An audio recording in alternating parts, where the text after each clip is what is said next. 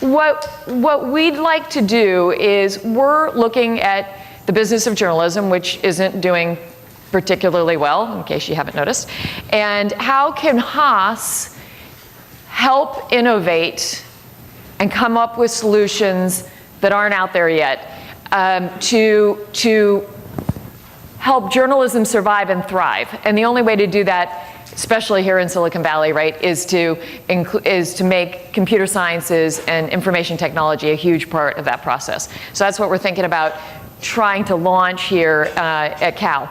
And on that note, what I'd like to do is have each of our esteemed panel introduce themselves and tell you a little bit about who they are and their eclectic combination, and then you'll see how it sort of all comes together in a world of innovation. So Clark, would you like to start? I'm interested to see how it all comes together also. I'd like to begin by first thanking the parents and the alumni in the room because you pay my salary.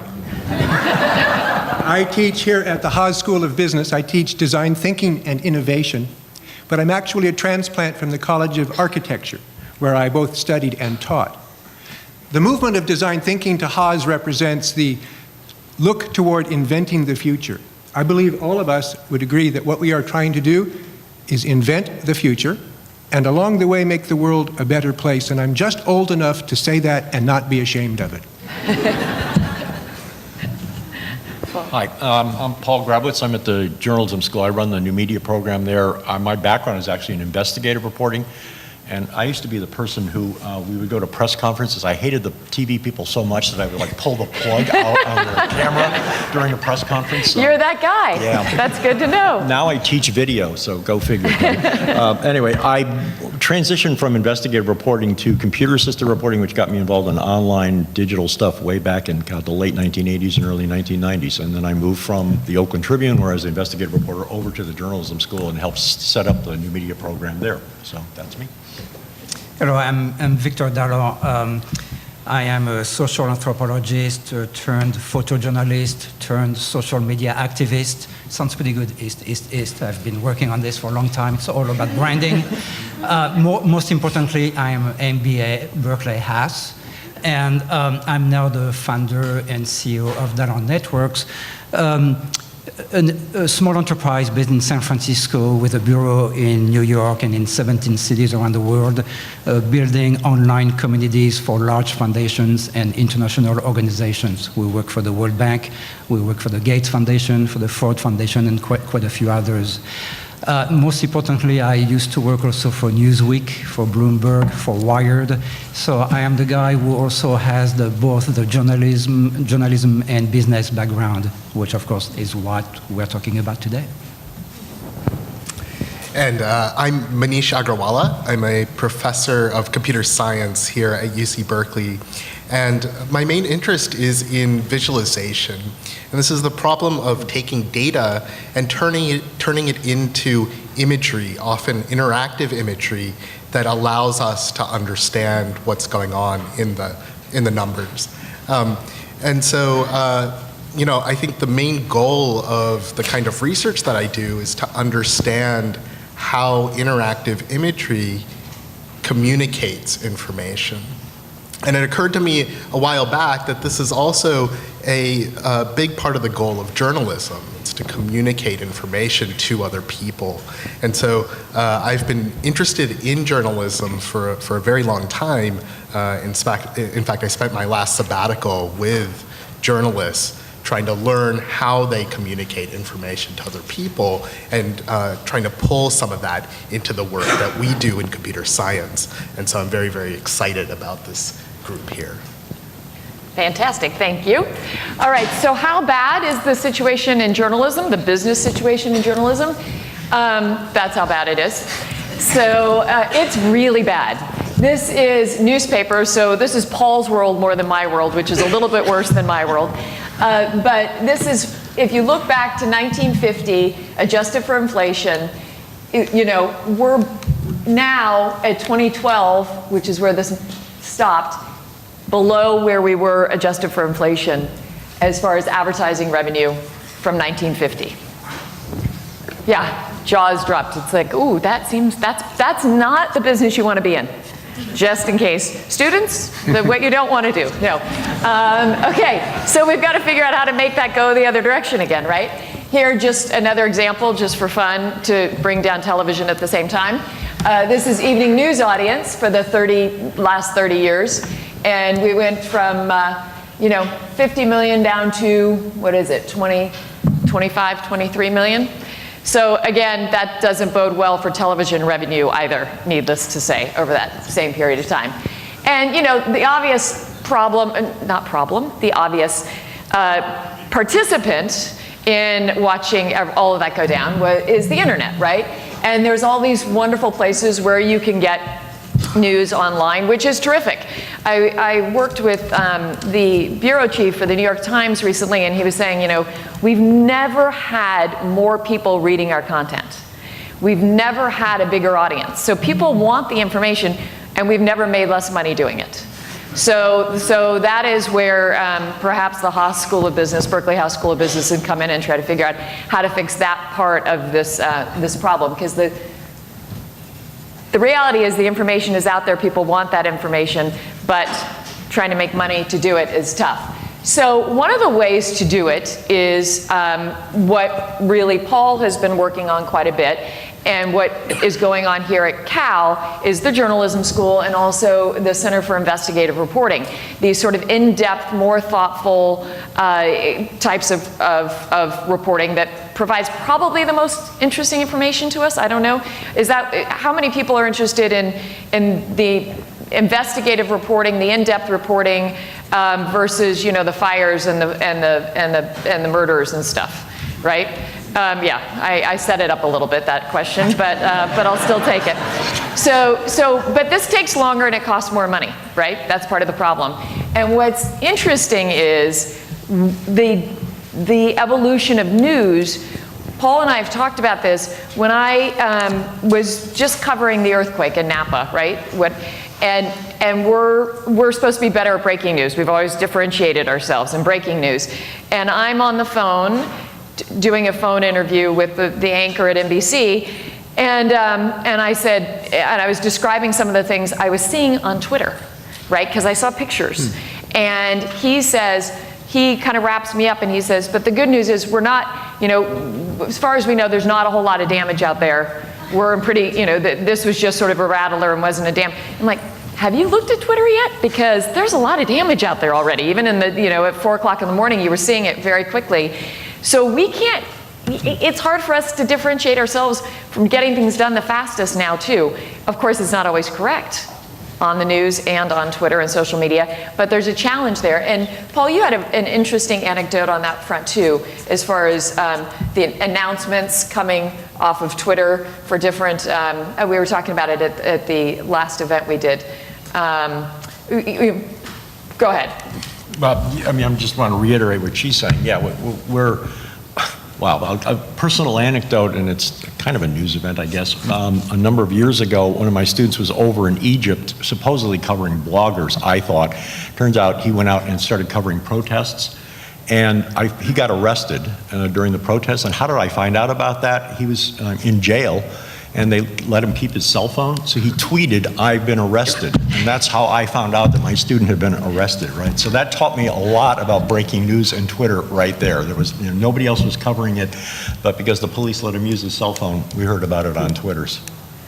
And so that part of how we differentiate, did you watch lots of television news, newspapers did lots of things about, we're the first with breaking news. That's harder and harder to do. So how do we differentiate ourselves? What do we do that's different? And what we do is what you're working on, Paul, at the journalism school, which is some of these in-depth investigative type pieces. But how do you make those work? I mean, how can we do that? It takes a lot more time. It costs a lot more money. How do we make it work? Yeah, well, that's exactly the problem that we're talking about trying to figure out. Is there a business model for investigative reporting? What does it look like? Or in-depth reporting? in the past, I mean, I remember this in newspapers. Diane showed you this thing. I mean, what we realized, some people say that the business model for journalism fell apart. Well, that's partly true. But our business model was never built on what we were actually producing as journalists. It was always built upon advertising, classifieds, people reading the comics, all of that stuff. And what's happened is that's all been disaggregated. And now we're facing that sort of hard, cold reality that what we produce, people aren't that willing to pay for. So what's front and center for us at the journalism school is how do we build that kind of business model? What revenue streams are there? What are the revenue models for doing that? And that's why we're here with these folks, because you guys are the experts, so I'm here to learn something from all of you. And so part of that solution is collaboration. We talk about this a lot, right? This is a really important part of business all the time. It's one of the buzzwords these days.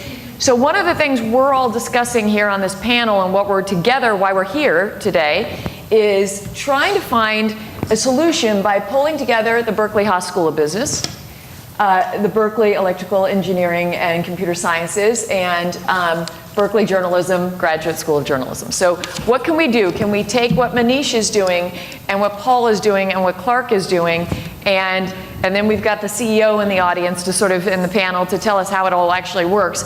Can we bring those disciplines together, and perhaps Cal can be the place where we come up with an innovative way to combine those disciplines into a solution for the future. And I think we are perfectly positioned to do that right now.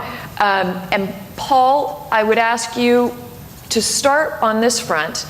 Can you tell us about the concept? You and Victor really were the ones who came up with this concept, the concept of it, and whether it's being done anywhere else. Can we model it? Is it happening? How realistic is it to get these different groups working together? Yeah, how realistic is it?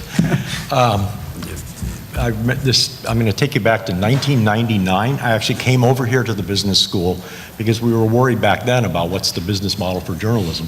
And we set up a new course. It was with a visiting professor at Haas about, what was it called? Journalism and Business Models in New Media, something like that. Anyway, we brought in Haas Business School students and journalism school students. And I'll never forget the first class that I went to. This will tell you all about collaboration. I go into the big lecture hall, and on the right side are all of my students, dressed like journalists are dressed, right? So you can kind of imagine what that looked like. And then on the other side was the much better dressed crowd. But what I especially noticed was every MBA student had a little nameplate, a personal nameplate sitting there.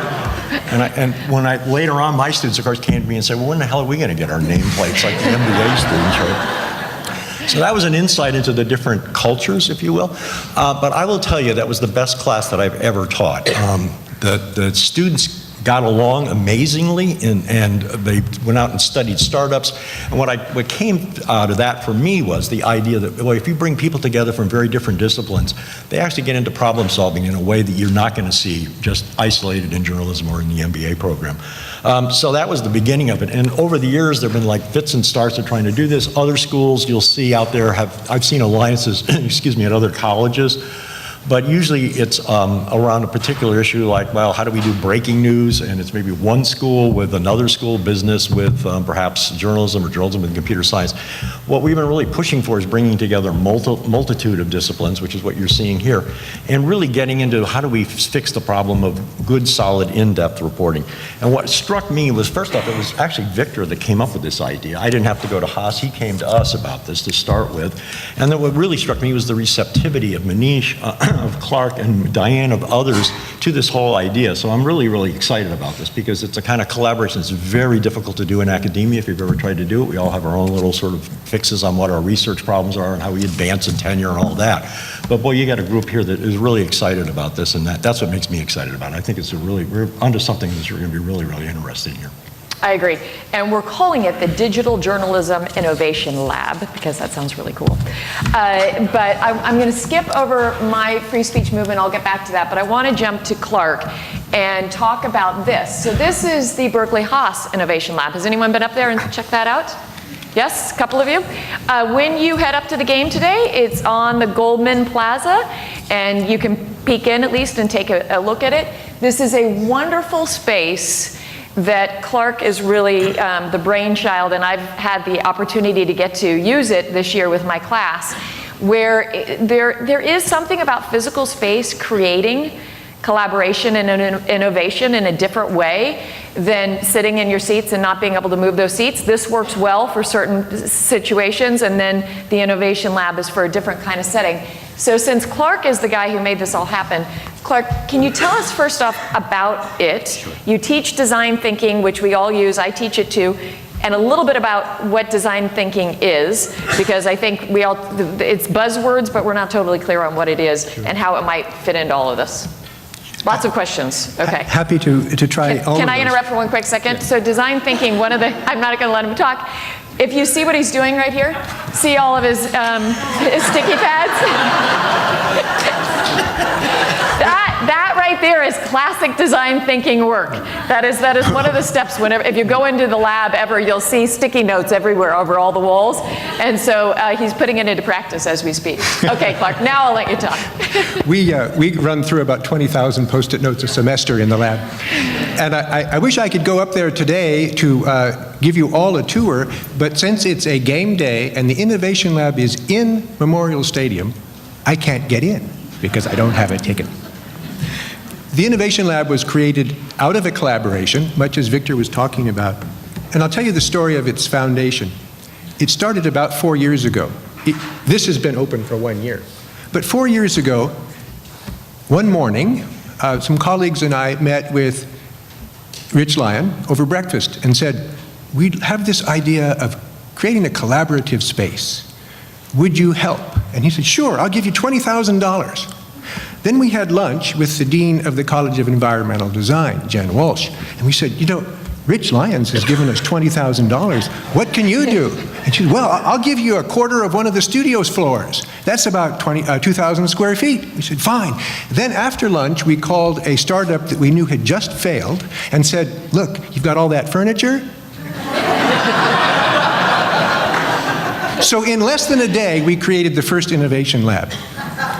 3 years later, after iterating, learning, failing, and experiencing insights around how to do this, and with the amazing, generous help of a Haas alumni, the Innovation Lab in the stadium was opened, and you see it here on the screen today. The idea behind the Innovation Lab does start to frame in some of the design thinking ideas. We don't know answers, but we're real good at questions. And we have a process that allows us to start from knowing nothing, which, by the way, is not a key skill of MBA students, or probably any of us. And we investigate, we inquire, we have empathy, curiosity, and deep methodologies for understanding the needs of people and the needs of systems. And from understanding that, we go to solutions, we get some ideas, we experiment, test, prototype, and we go through these cycles again and again and again to get to answers. And this is exactly the process we are using with the Digital Innovation Lab.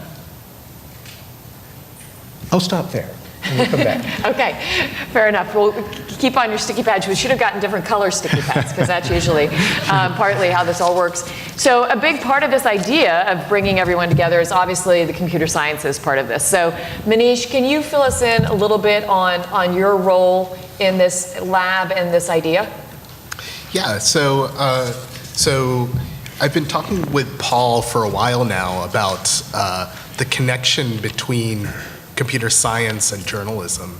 And I've encouraged many of my students, everyone from undergrads all the way up to PhD students, to take classes in journalism because, as I said at the beginning, I think there's some very important connections to be made between visualization, the research that I do in visualization, and the communicative aspects of journalism.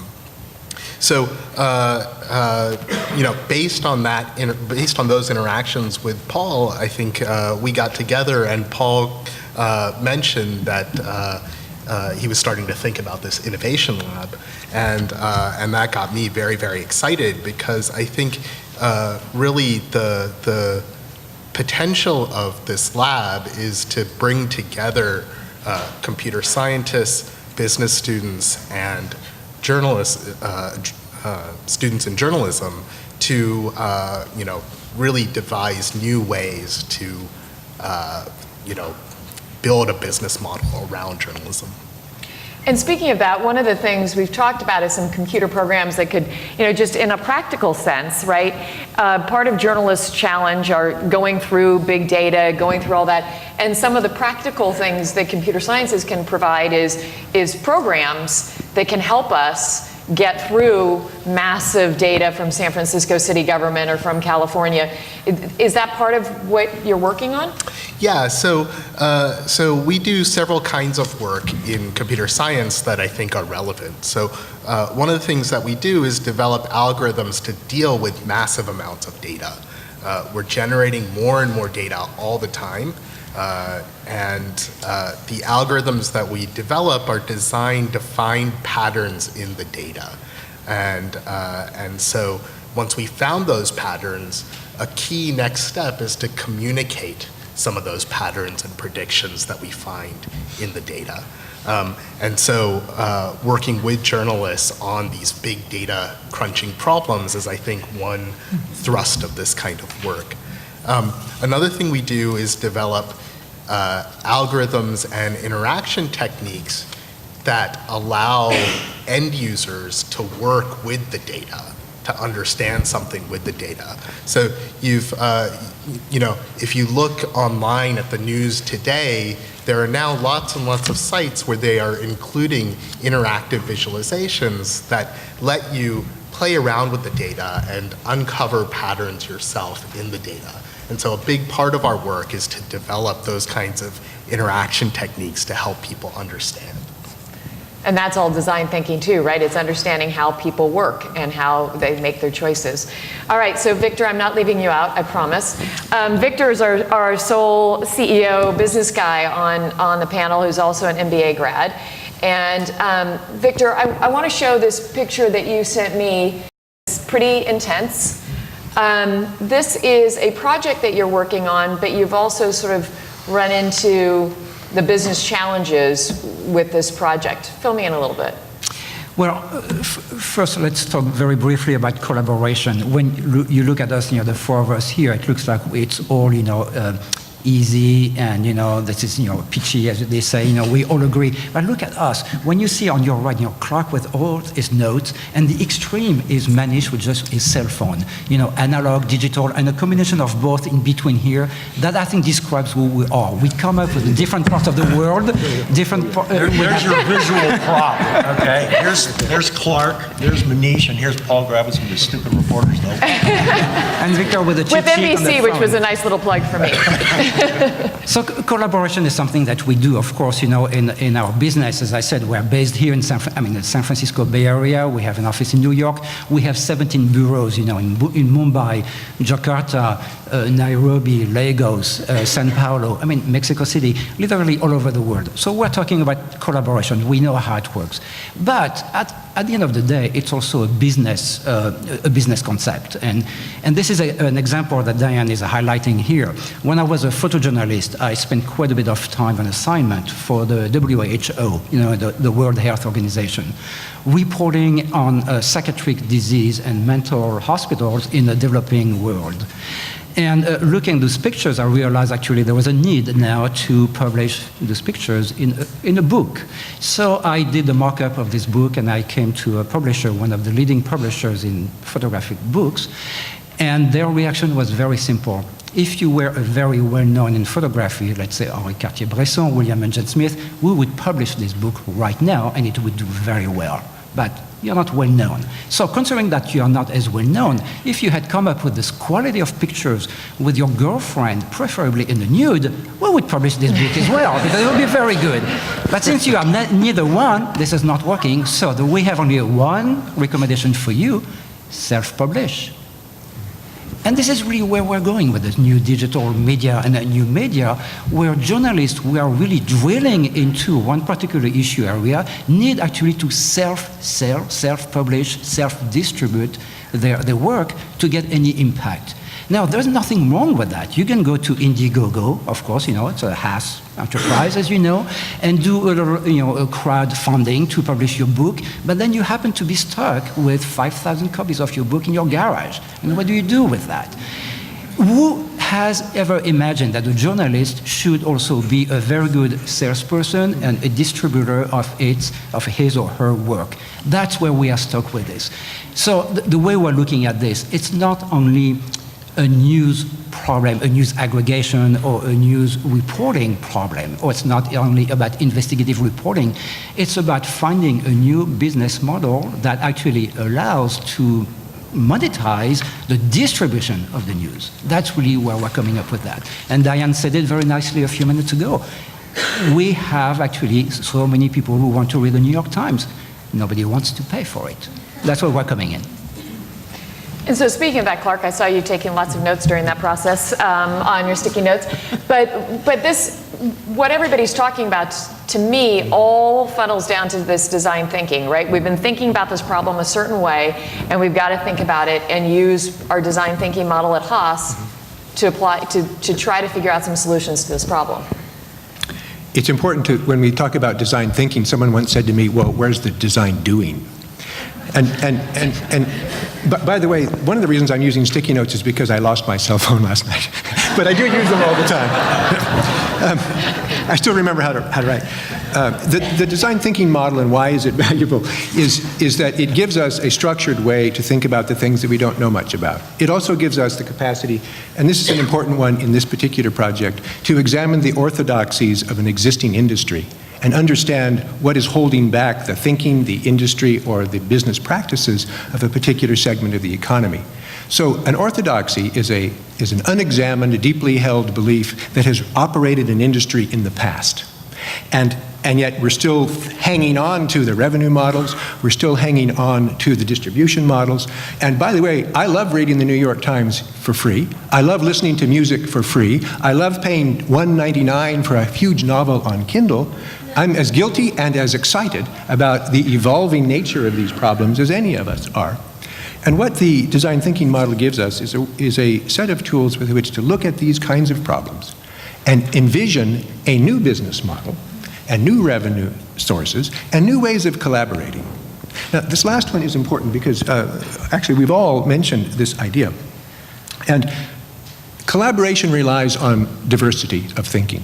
Cognitive diversity, socio-diversity, all kinds of diversities. Because the way to have, as Linus Pauling has said, the way to have a good idea is to have lots of ideas. And so our processes are to examine widely. We actually don't have the answer yet, but what we know is we're on the path toward some very interesting new dimensions of thinking around a business model, revenue models, and the value of truth, journalism, and democracy in this society. And I want to hit on that for a moment. Our capacity to continue to grow as a society is highly dependent upon our being informed citizens.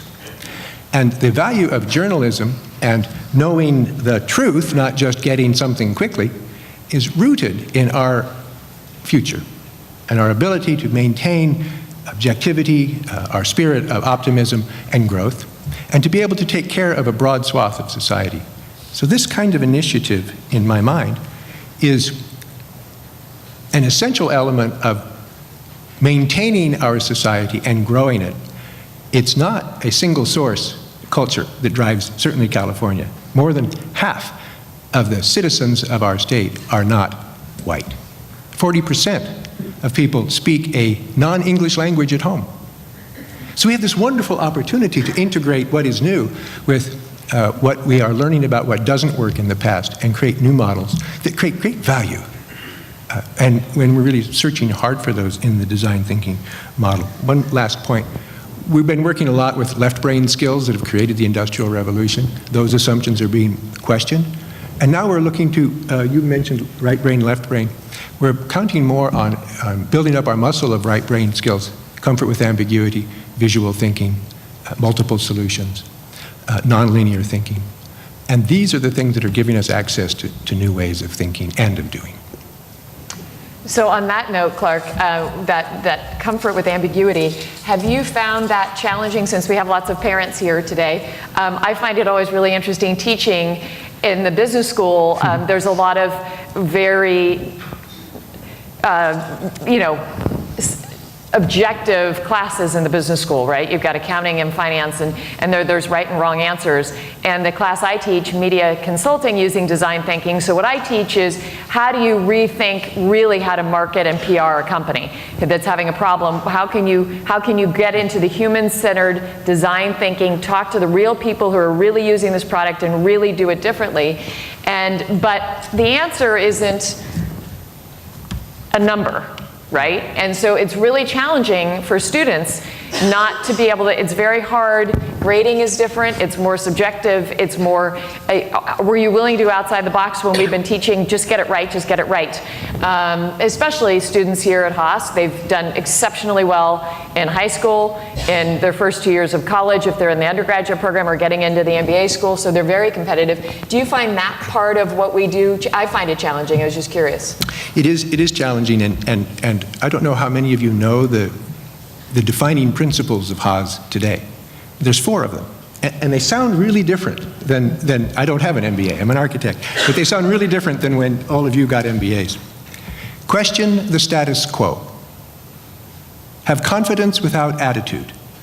Be students always, and live beyond yourself. Now, that sounds to me like not a business school. a Berkeley business school. And that's the wonderful thing.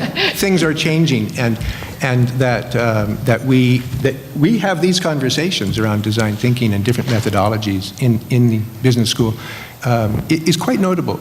I will say this. Haas is a much more creative and innovative place than the College of Environmental Design, where I used to teach. Gotta like that. Can we That's put a that on nice Twitter? endorsement. This is good. I like it. So speaking of the defining principles of Haas, I worked on this project for the last couple of months. 50th anniversary of the free speech movement this month. Everybody aware of that? Yes? And so it was very interesting, actually, as I was working on it, and I was thinking about whether you believed in the everybody sort of believed the free speech movement. It was incredible branding. Do you know they were first called the United Front of Groups? Would have they been as successful as the United Front of Groups as the free speech movement? I think not. Branding is a lot of part of this at every level. But one of the interesting things that we learned was that, a lot of this stuff, this question the status quo, think beyond yourself, I felt like I was quoting the business school principles as I was telling the story, which is so far from where the business school or Berkeley was 50 years ago when all this was happening. And my favorite little anecdote, before I show you just a little clip of it, is that I was talking to Lynn Savio, Mario Savio's wife. Mario Savio was sort of the star of the thing. He passed away in '96.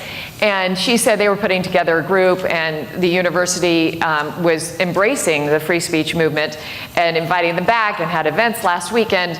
And she said there were some people in the free speech movement from 50 years back that were still, like, they knew that it was legitimate, but there was a little bit of concern that they were going to show up and it was a trap. Like they were going to get arrested for something they did 50 years ago, because that questioning authority was still like in their soul, And I thought that was an interesting perspective on who they were. But what I love about this quick example is just, one, obviously it combines my 2 worlds, my love of Cal and my love of journalism, but also NBC. This wouldn't have been possible 5 years ago at NBC. They wouldn't have, this is a 30-minute special plus a bunch of, we interviewed, I think 17 people. We had 25 hours of video that we had to cut down to the 30 minutes piece. That takes a lot of time and a lot of energy. But what they've seen is that this is helping them differentiate themselves from the pack. That the breaking news isn't doing it anymore, and the murders and the fires isn't quite doing it either. And so they're willing to spend the time and the money to get these kind of programs done that are much more educational and thoughtful, I think, and more interesting to most of the audience. So let's just play, we'll just play a little bit of it. 50 years after Berkeley students started a revolution, the stories behind the pictures, the people behind the movement. Sit in for an NBC Bay Area special, The Free Speech Movement. Hello Hello, I'm Diane Dwyer. In all social movements, from the revolution to civil rights and beyond, history shows us that it takes a confluence of events that makes the perfect storm for that movement to take hold. So too was the case for the free speech movement. It happened here in the fall of 1964, 50 years ago, on the UC Berkeley campus. Now is the time to get rid of segregation and discrimination all over this nation. Now is the time. The time when the operation of the machine becomes so odious, makes you so sick at heart that you can't take part. It was almost as if the country was waking up from a long slumber of the 1950s. It was November 22nd, and I was already at Cal, and came out of classes, and there were clusters, and there was a great silence on the campus. We kind of lost our innocence from that time forward. The summer after the Kennedy assassination, lawmakers passed the Civil Rights Act. That same summer, students from Berkeley and around the world traveled to the South to try to register African American voters. It was called the Mississippi Summer Project, and a young Berkeley student whose name would soon become synonymous with the free speech movement, Mario Savio, was one of them. This was in Macomb during the Mississippi Summer Project.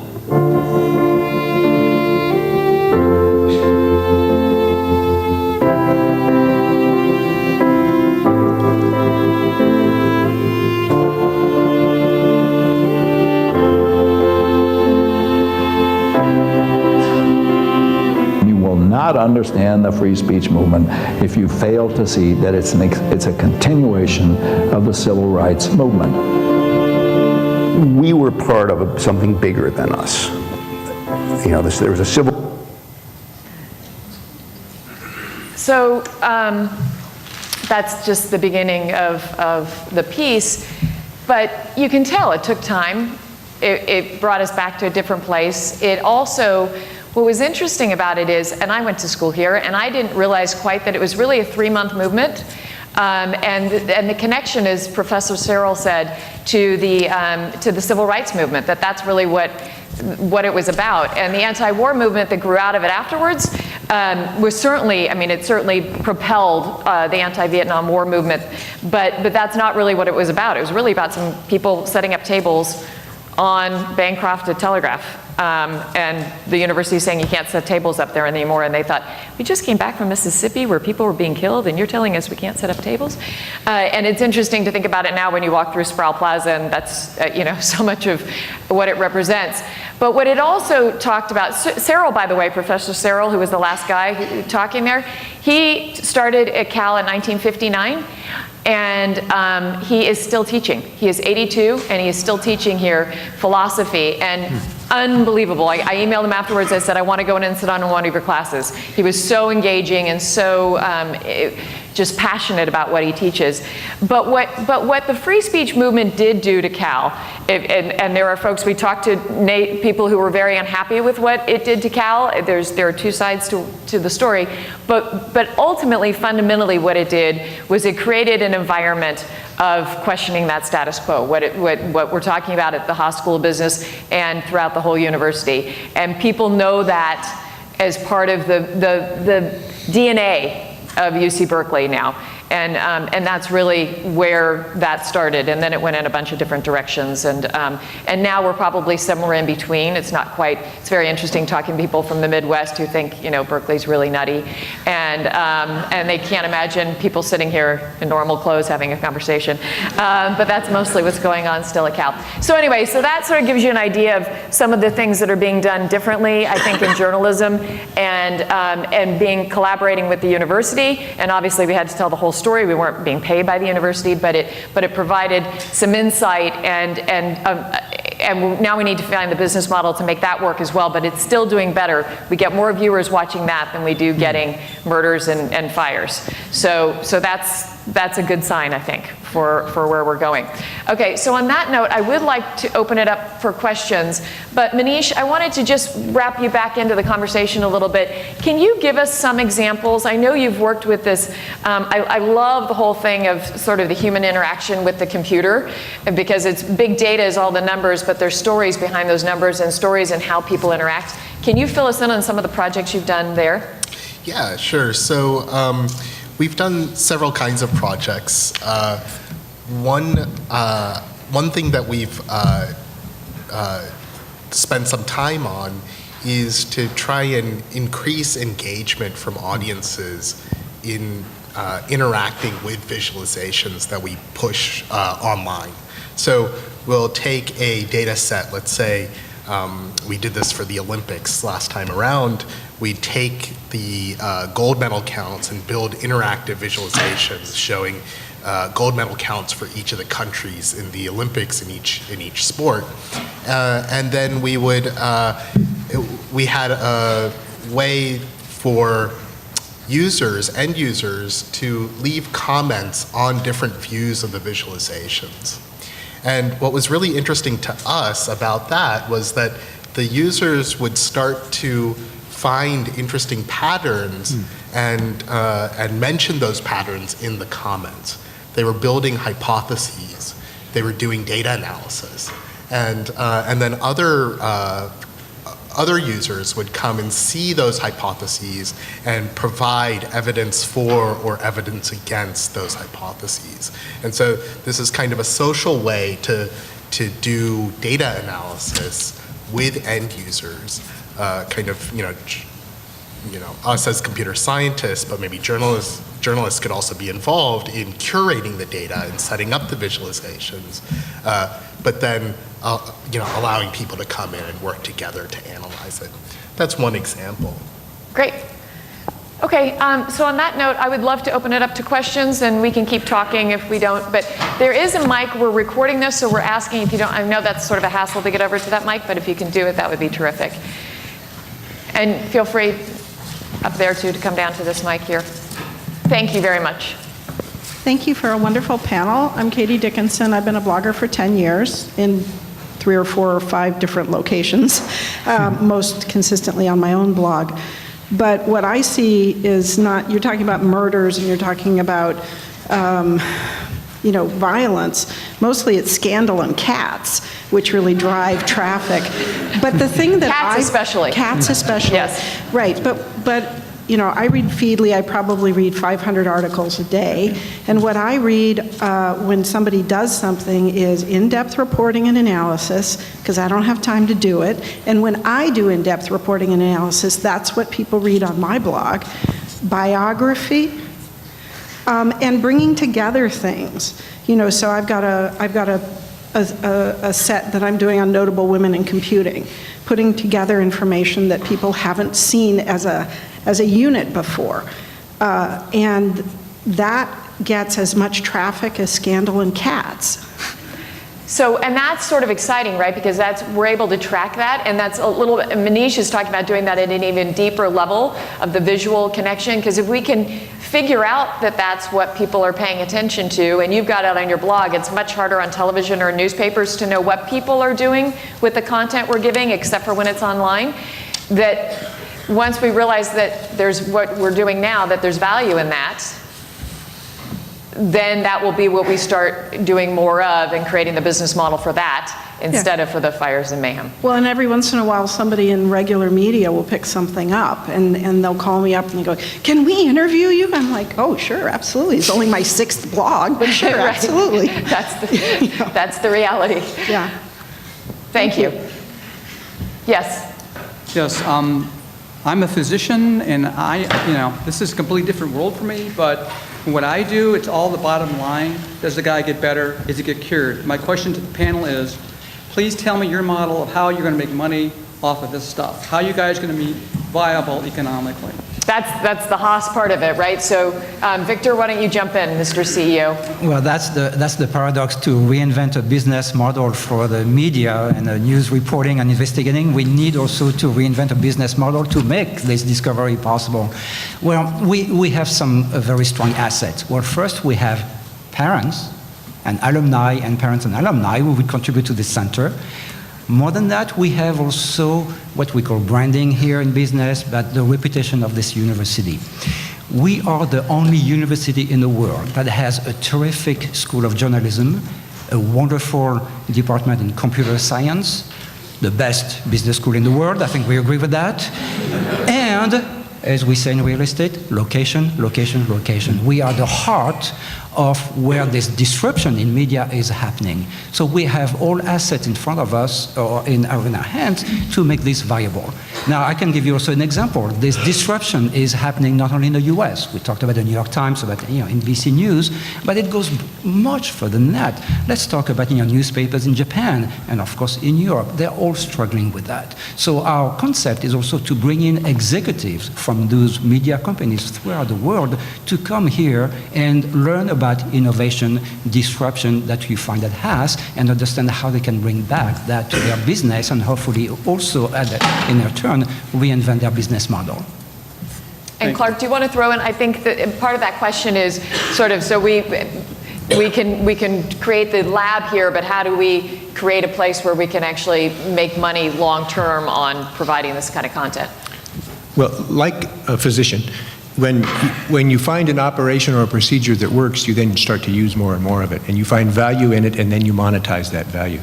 And if you take that same example to the project we're working on, the challenge for journalism right now is to find value for people, for readers, beyond cats. Or maybe not, I don't know. But when we find the value proposition, then we find how to monetize that or put the revenue stream behind it. And that is the 1-2 step, a simplified version of it, that we're seeking to create with this innovation lab. It is the key question. Thank you. Yes. First of all, thank you for a very interesting conversation. I really enjoyed that. Thank you. I want to go back to the first slide that you showed with the revenues declining from ads, and it's like plummeting, and you were saying it's not the business you want to be in.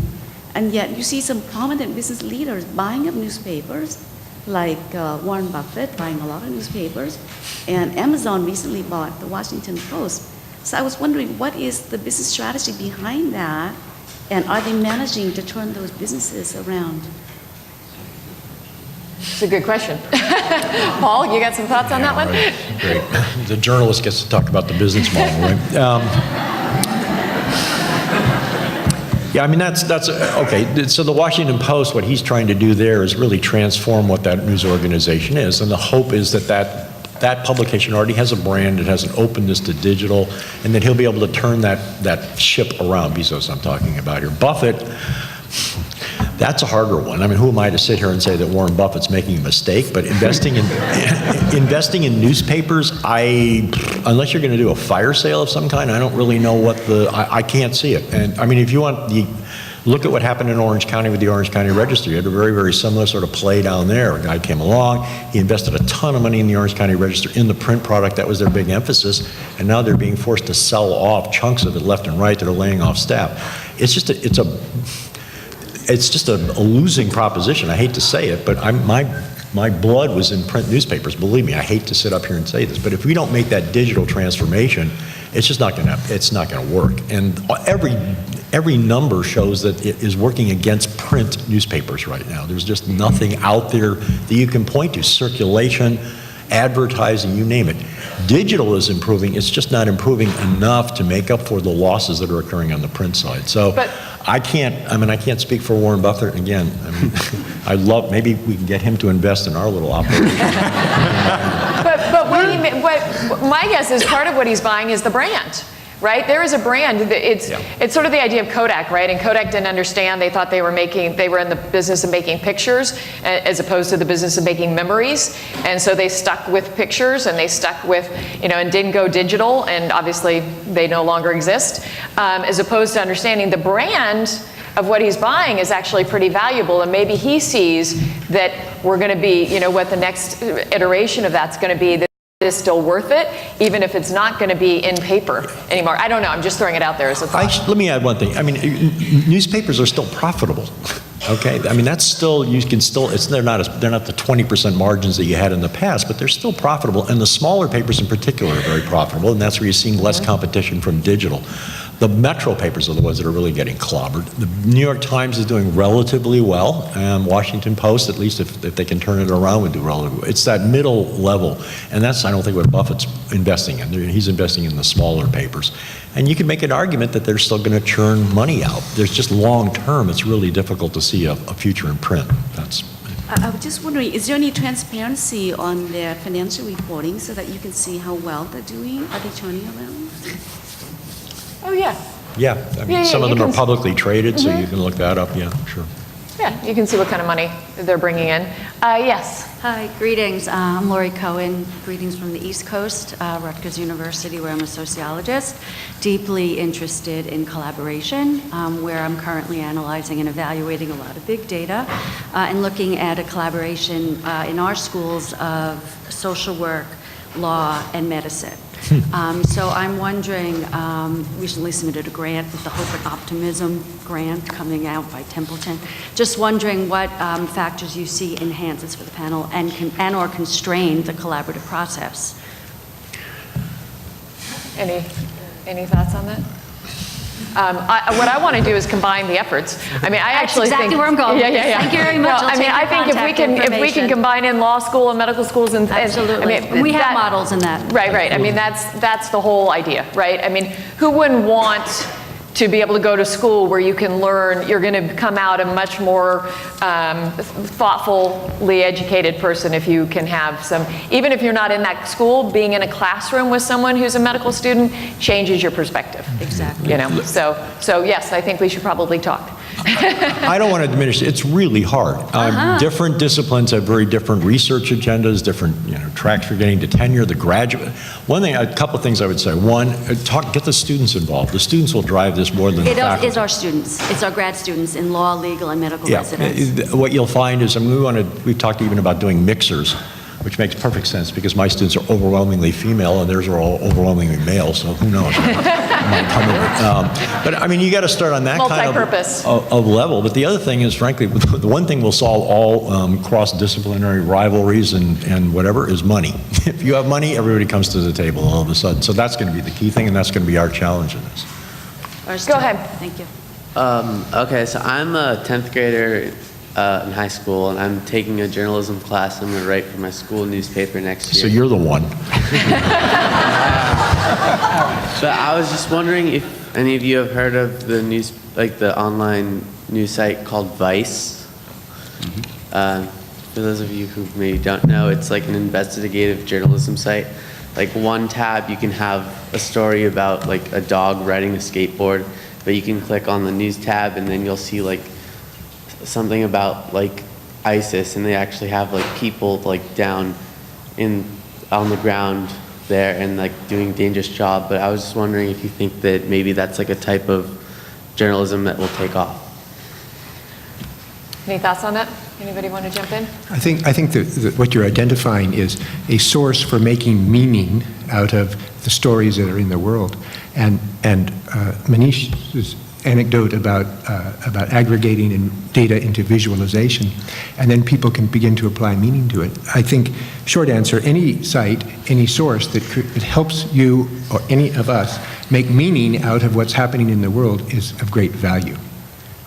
Let me go at it this way. One of the things we want to do is test different approaches to delivering news to see what resonates, especially with, frankly, your generation, because you're the future, not us.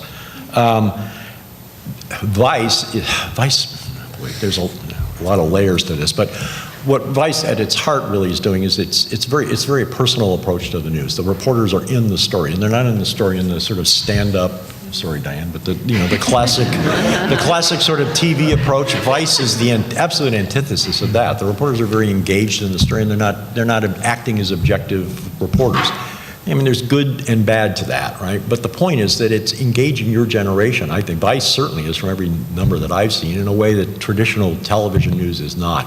That's the kind of thing that we need to be at least experimenting with and trying to figure out, is that the ticket? Because, you know, if that's what it means, if that's what's needed in order to deliver in-depth content, a lot of which Vice is doing, the ISIS thing that you mentioned, hey, I'm on board with it. You know, I'm not that concerned about the delivery vehicle as long as people are consuming news that is factual and objective and is about important issues. Thanks. Well, it is one of the biggest challenges with the New York Times. When I was talking to them about trying to figure out how to make money off their digital, they said, you know, we've got this whole group together and they meet every week and they come up with ideas. And one of my students said, how old are those folks who are coming up with those ideas? And there wasn't anyone under 50 in that, and you think, well, that's not going to work because we don't understand it at the same level. So a big part of that is trying to understand what is engaging the younger generation. Yes. Hi, if I could, I'd like to go back to a comment that Clark made earlier, connecting journalism and democracy and the future of our society. And as a consumer of online content and also hard copy newspapers for my entire life, what I wonder about is going forward, how do we maintain standards of journalism online, in the online world, and is that anything that your panel is addressing, so that, in other words, for democracy to be reliant on journalism in the future, digital journalism in the future, there has to be some truth and factual standards for it. Well, I don't think going online reduces the standards for journalists. It's a different platform, but the standards should be the same. What the challenge is the bloggers, good ones and ones that are just sort of, you know, making up stuff in the social media that's out there. And I think what we're talking about is what differentiates us is those standards. And when we make mistakes, it hurts even more, which we do. But that differentiation, whatever platform we go on, we've got to have that, so that is our brand. That is what makes us different from the other noise. And there's so much noise out there online, and it's trying to figure out how to break through that noise and have people trust us still, but be able to provide thoughtful content. So what are those standards for digital journalism? Wow, what are those standards? Well, I mean, as Paul, would you like to talk about the standards of journalism? I mean, we have, you know, ideally we're supposed to get the facts right. We're supposed to get both sides of the story. We're supposed to, I always use the example, when the Republicans say the building's standing and the Democrats say it's collapsed, my job is not to say the Republicans say it's standing, the Democrats say it's collapsed back to you. I could probably go outside and go check out that building and see whether it's collapsed or not. And there's a little concern with journalists, I think, in the last 10 or 15 years, that giving both sides of the story is the way to make it unbiased, as opposed to looking at those sides and seeing whether there's fact in each one too. But that's supposed to be what we do. I remember Groucho Marx once said, I've got principles, and if you don't like those principles, I've got some other principles. Look, I mean, you've hit it, I think, at the heart of this. We can debate objectivity. What we don't want to get involved in is the race to the bottom, which for me is like the kind of breaking news. We're going to compete with the bloggers, the tweets, Facebook, all of that, and you start rushing stuff into print, and it's wrong. What we're really about is step back. Let's try to figure out what's the context for the news. Yeah, truthfulness is obvious. I mean, that to me is a no-brainer. The rest of it is really more about depth, and that's what Diane is alluding to. It's not just, well, here's one side and here's the other, but well, let's actually look at what each side is saying. What's the factual basis for it? And then let's have the courage to say, you know, this side, sorry, the facts just really aren't there. They're misstating it. And that's really hard for us as journalists. But that's the kind of depth that we're talking about, and that's what we want to build a business model around, not the other stuff. Does that answer your question, I hope? A little bit. Maybe the Groucho thing. If I may, just a very short way to summarize this, you know, this is a famous quote in the space. The world does not need more newspapers, it needs more journalists. Mm-hmm. There you go. Thank you. That kind of wraps it up. You can tweet it and at Darryl. Yes. So Diane, I love the way you bookended this presentation today. You started off with a slide that said there's no money coming in. were having to do investigative journalism for nothing, and then you ended up with the free speech movement. I'm not sure that's the connection you wanted to make. But there seems to be this last conversation here, there's a connection with what happened in the open source movement in computer science a few years ago, where proprietary money versus open source free. The connection I see in the journalism digital age here is the difference between print and online is the online has a persistence. The print, yesterday's newspaper, nobody pays for it. It's yesterday's news. That was the idiom everybody used, you know. Today, the data mining, the Chrome plugins that tell you as you look at an article someplace on the blogosphere, this senator, this congressman, here's the financial backing that they're getting that shows up real time when you're reading your news, however you get your news. That's the future that I see here, that the data from yesterday's news is still there tomorrow and can be correlated back into, well, this is what Senator so-and-so said yesterday, but now, and you don't get that in newspaper because it's hard to do, but the digital world makes things like that interesting and possible, where the archives come back in and become part of our consciousness for tomorrow. So anyways, I appreciate the unintended humor here.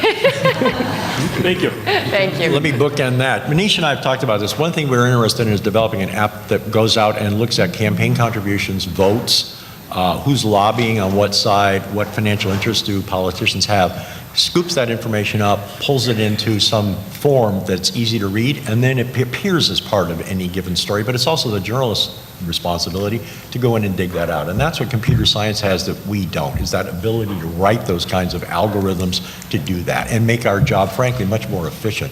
And then present the information for people like you to figure out, as Manish talked about, okay, how do I comment on that, talk about it, and respond to it? So it's a great point. And I was going to say, and the worst kind of news that I've seen recently is the talking head on the TV saying, and the Twitter trends today are blah. I agree. It's painful. Okay, so our new news is over its time limit, but we have one more person who you've been waiting patiently, so hopefully if you're okay, we'll go answer your question relatively quickly so we can get everybody off to the game. But okay. Thank you. So it was kind of a quick question or just an observation. It seems to me like there's an opportunity for pricing and payment innovation in this.